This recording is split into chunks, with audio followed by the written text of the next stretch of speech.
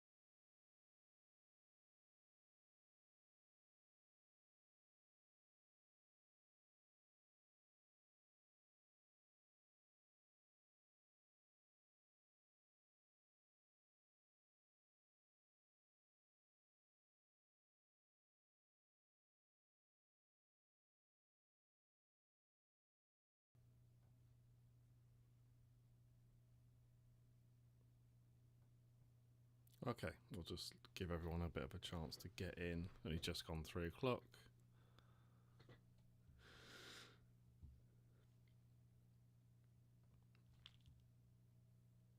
You let me know what the stream quality is like. It says I've got a little bit of it says poor, but I'm not dropping any frames. It should be fine. I reckon it'll clear up shortly.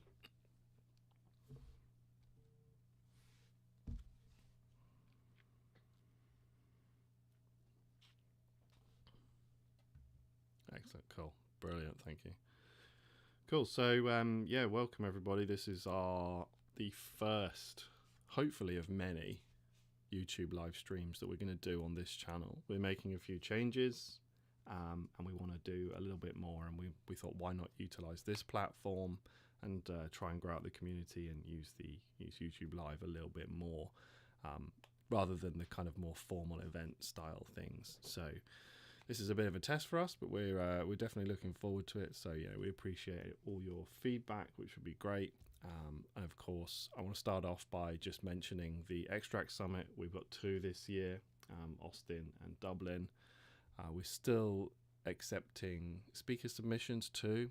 So if you or someone you know has something interesting that you want to talk about, and you can get to Austin or Dublin at the dates on the screen, there'll be a link somewhere where you guys can you can submit to come and speak, or come and get the tickets and just come and see us, and we'll be there. Come and talk to us, and be a good couple of days of web data extraction, web scraping, etc. So yeah, looking forward to that. That's the first thing. The second thing is if you aren't subscribed to this YouTube channel yet, I would appreciate it if you did, because then there'll be more live streams. We've got some cool stuff in the pipeline coming up, so you want to be notified with that. So that would be good. So I want to get started by saying, I'm going to show you stuff utilizing the Zyte API in this in this little demo, and you will need your own API key to do this. There'll be a link that we'll paste in the chat, or I think is one under this video as well, where you can sign up if you don't already have an account, and that will give you free credit, which does actually go quite a long way if you wanted to have a look around and see what's going on. Okay, so we're going to start by talking here in the third lab about geolocations, sessions, and cookies. Now, these are 3 kind of really important things to consider when we're scraping data. Now, I want to preface all of this by saying, if you just want to use the Zyte API as it is, you don't need to worry about all of this. We will handle it all for you. However, there will be use cases where you might find that managing these things yourselves, you'll get to the place that you want to be easier and quicker, because there's only so much. We can't predict exactly what you're trying to achieve. So it's always worth knowing how to do this stuff through our API, what it means, and I'm going to try and cover off as much of that as I can today in this probably going to be a reasonably short session. I reckon we'll be probably going for about 20 minutes or so, half an hour maybe. So the first thing I want to mention is to talk about geolocation and IP types. Geolocation. So what this means is obviously, if you've ever been on pretty much any website and you go through a different IP or you go have a VPN or something, you're going to get potentially shown different content depending on when your IP is throughout the world. What this means is, from a web scraping point of view, you might want that different data from that website. You might want it from the US version of the site. You might want it from the UK or the German version of that site. And that's where we can utilize our in-country IPs to actually get you that data for you. Now, as standard, Zyte API will pick a location which it thinks is best to get the data that you want from that website. And generally speaking, it's pretty good at that. This is for more like, extra cases, like edge cases where you want the specific part of a site. The IPs that we're going to be using, data center and residential IPs, if you've ever used any proxies, it's pretty self-explanatory, but the data center ones are from cloud companies and residential ones are from ISPs, like your home IP address. Residential is obviously better for anti-ban, but there is a slightly raised cost associated with that. Now, when we do this, when we manage this for you through our API, we will pick the best one from our experiences or what we think is going to be the best, but you can also choose as well. So I'm going to swap over to my code editor at the moment, and we're going to come to the geo section here. Now, I'm running simple requests through Python and requests to the Zyte API. I have my API key here stored in a environment variable. I'll make this a bit bigger so it's easier to see. This is the way that I do this. You can obviously handle your API key however you like. Then we're going to make a request. Here's our API, and we're going to basically focus on this part here, which is the JSON body that goes with that request. So at the moment, you can see here I'm making a request to this URL, which is basically just going to return the location of the IP that you're using, and I've selected here AU for Australia. So if I swap over here and I do UV run and I do geo, we're going to let this run, and we're going to see that the website data that's come back to us says AU. You can see it just in the far top left hand corner up there, and this basically saying, hey, this website, you are from Australia. And I can change this if we need to. So for example, we could put in GB just for sake of testing it, and then we'll get a GB back here. So this is just showing you how easily you can go ahead and put in a geolocation to your requests as you need to. Pretty powerful and can be useful in the right situations. So the next thing we want to talk about is the main bit of it, right? Is the sessions. So the way that I think about a session is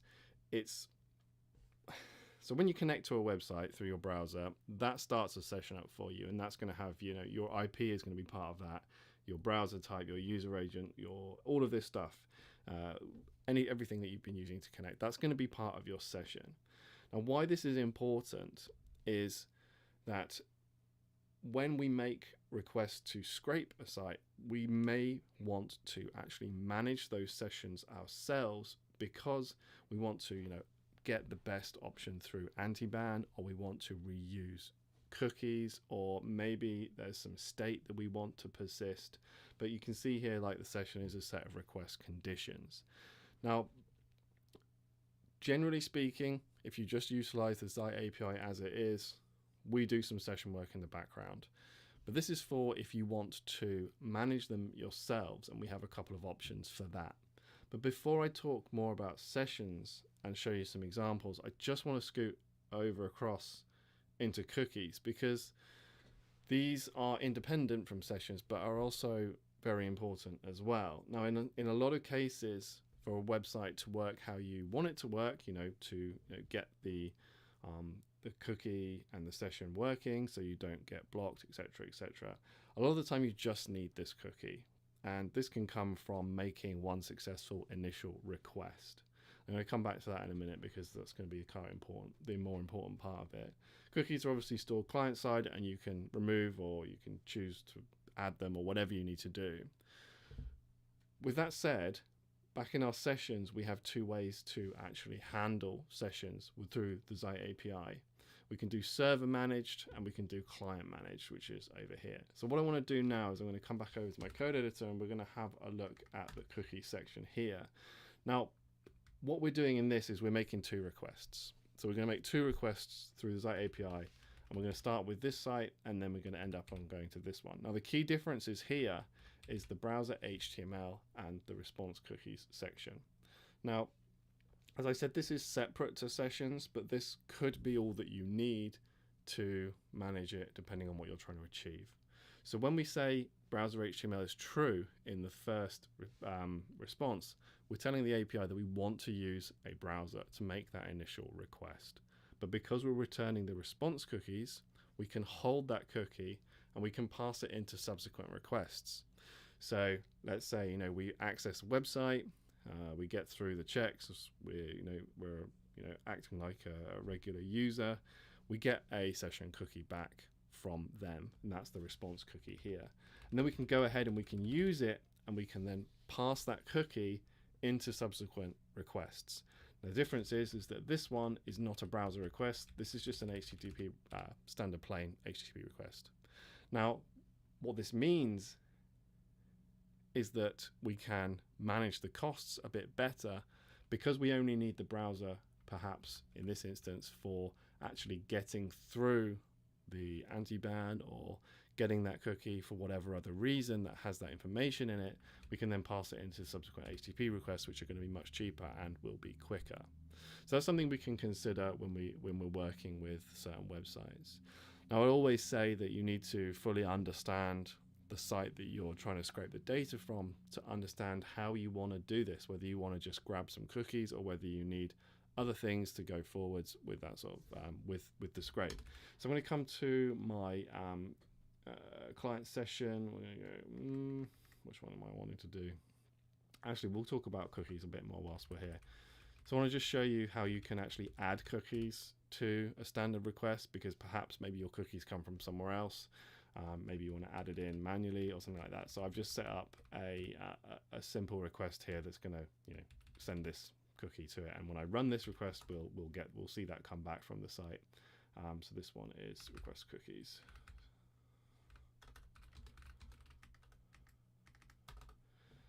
So we'll see the response. Now this is HTTP bin, which is obviously just going to tell us what we've told it straight back. So we're saying we're setting this cookie, and it's just going to send it back to us. And we can see now we're in this request, we sent that cookie extract YouTube, and it sent it back to us and said that was part of your request. So you can, there's a quick way of checking what cookies you're sending and where, which is just kind of useful to look at.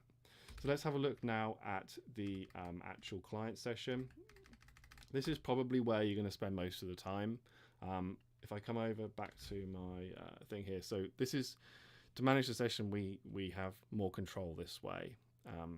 So you think about it like you can manage how many different sessions you have, how long they persist for. You can close them, or you can stop using them as much as you want. And to do that, we want to utilize a session ID. Now, in this case, it needs to be a UUID string here, and that's going to tell the Zyte API that it wants to utilize the same session every time that we call this. And in this instance here, what that means is I can hold on to an IP. Now, I talk about this quite a lot, where you really want to think about when you're scraping a site, managing your sessions and trying not to just blast through IPs too much.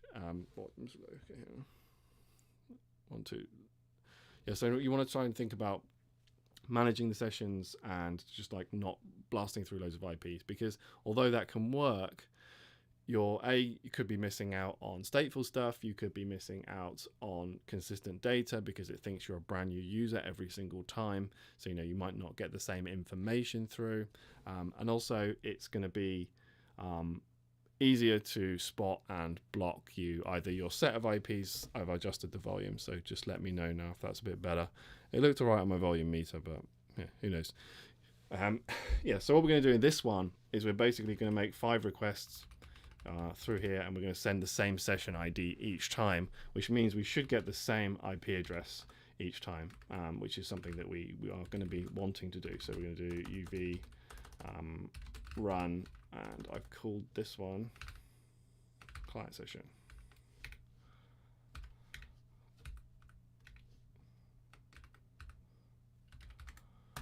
So I make 5 requests, and they should all have the same. Oh, I've typed something over here.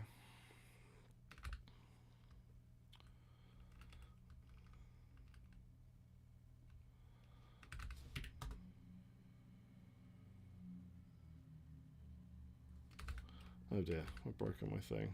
API response.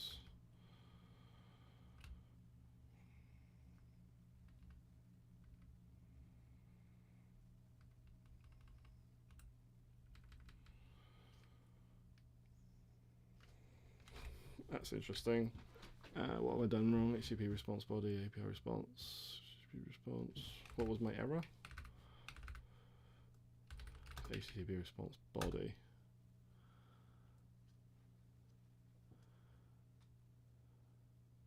Huh. Oh well, that's interesting. You're going to just have to believe me on this, because otherwise I'll just spend like 5 minutes staring at my screen trying to fix that. So what we're going to do, what this will do is just give us the same API, and we just need to send the same IP, and you get the same session ID each time. So yeah, it's handy to do, something that's quite important.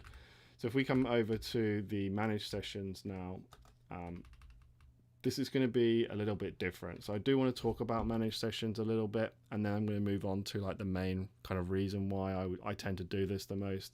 The managed session is essentially just a way for you to sort of describe the session that you want, and then to have that kept and managed for you. So it might not be exactly, so we're not calling it the exact same session, but what it will do is it will, behind the scenes, it will, you know that you want this, this, and this, and it will find a session that matches that, or it will create one for you, and it will, remove them as necessary. Now you define this with actions, and things like, one of the common ones is set location. So if you think about when you open a browser, you can choose a location. It's going to do that for you. You can run JavaScript if you ever needed to execute JS on a page, or you can scroll. So when you say it to do this, it's going to know that what the sessions are that you want to use, and then it's going to manage them all for you basically, automatically behind the scenes. But you do need to make sure you send the whole, context every time, like this. So we got the session context and the parameters.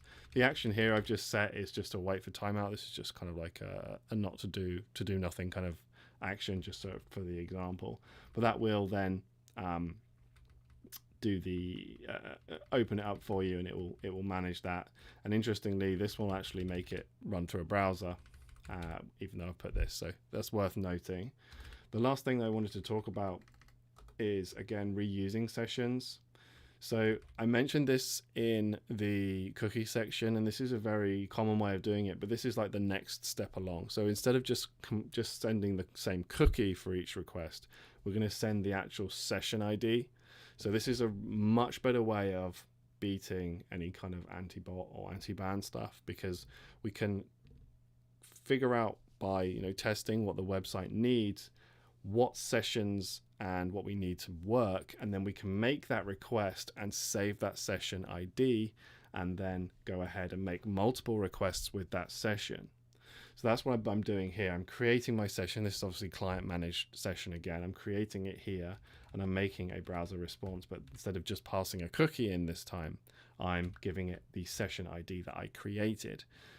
And then I'm going to go ahead and make subsequent requests with that session ID. Now, of course, these will expire, and they will, not expire on Zyte, and they'll expire on the website as well. So it's up to you to manage these. But what it does mean you can do is you can really fine tune your requests as much as you need to. So it's going to be a much easier way for you to manage and handle this. Again, this is just going to print out some HTML. So it's more like I just really wanted to show you how you can